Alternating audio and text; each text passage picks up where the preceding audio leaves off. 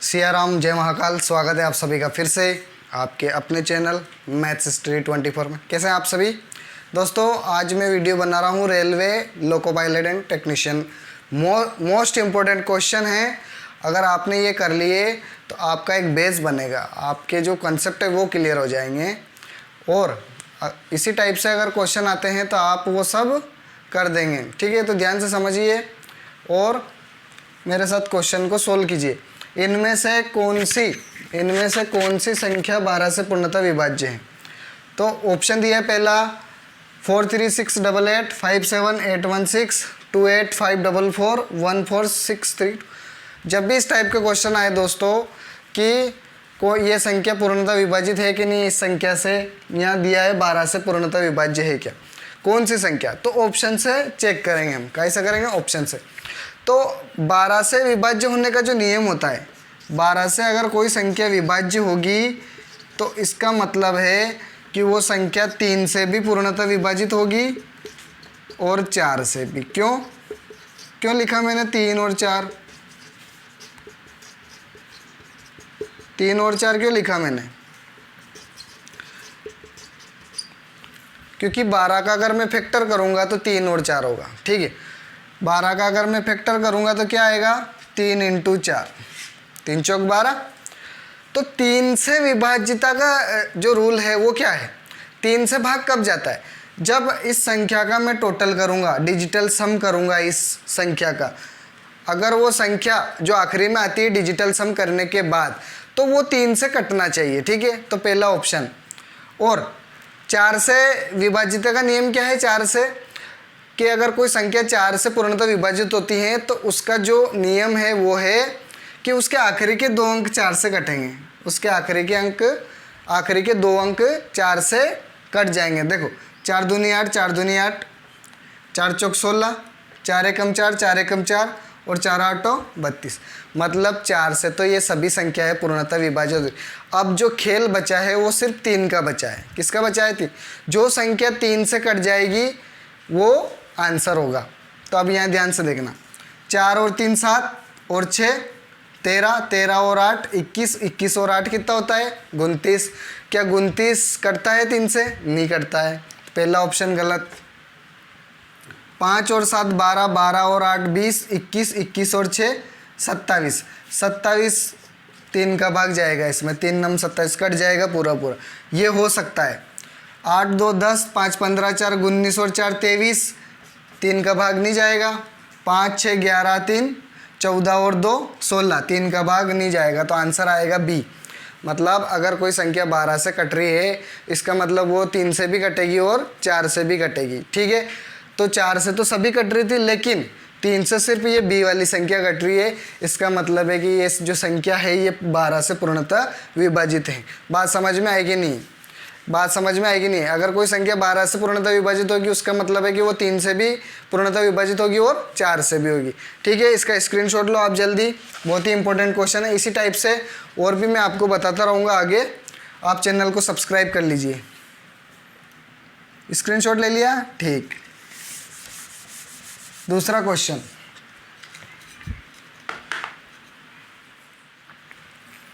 यहाँ क्वेश्चन क्या है? सिंप्लीफिकेशन का क्वेश्चन है, जो कि बोर्ड मास रूल से हम क्वेश्चन को सोल्व करते हैं ना। मैंने बोर्ड मास का वीडियो बना रखा है ऑलरेडी। 252 डिवाइडेड बाय बड़ा कोष्टक 51 माइनस मझला कोष्टक 27 माइनस छोटा कोष्टक 9 माइनस 8 प्लस 7 के ऊपर बार लगा है और यहाँ पर मझला कोष्टक बंद और बड़ा कोष्टक बंद। ठीक है, तो अब इस क्वेश्चन में क्या नया है? बोर्ड मास तो लगेगा इसमें, लेकिन इसमें नई चीज़ क्या है? ये बार 8 और 7 के ऊपर जो लगा है ये बार लगा है।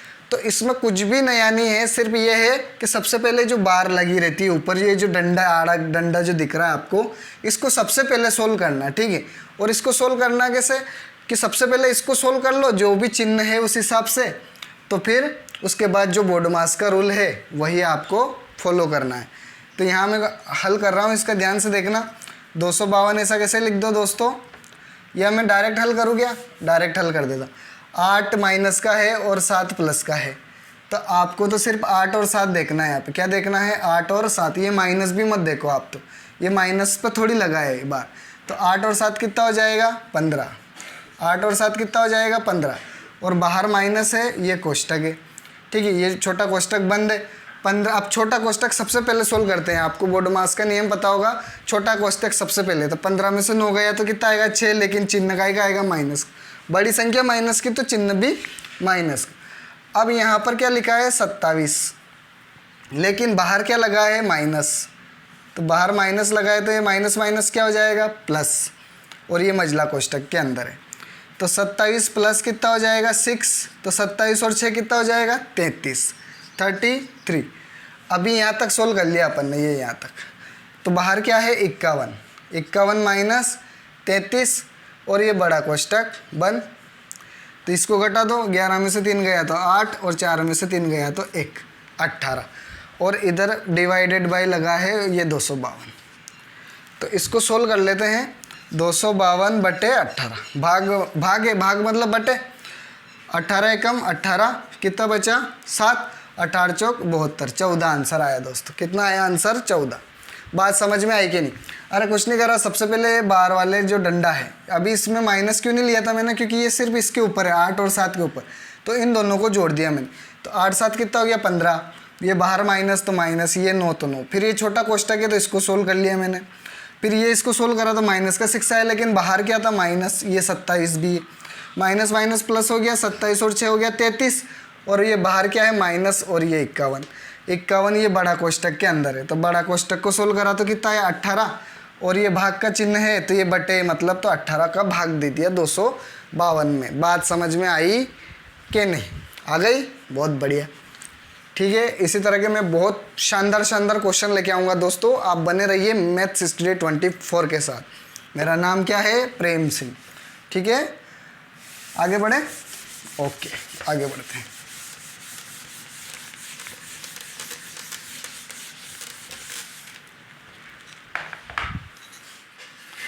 तो दोस्तों यहाँ पे जो क्वेश्चन दिया है वो क्वेश्चन में पूछा है 5184 का वर्गमूल क्या है, ठीक है।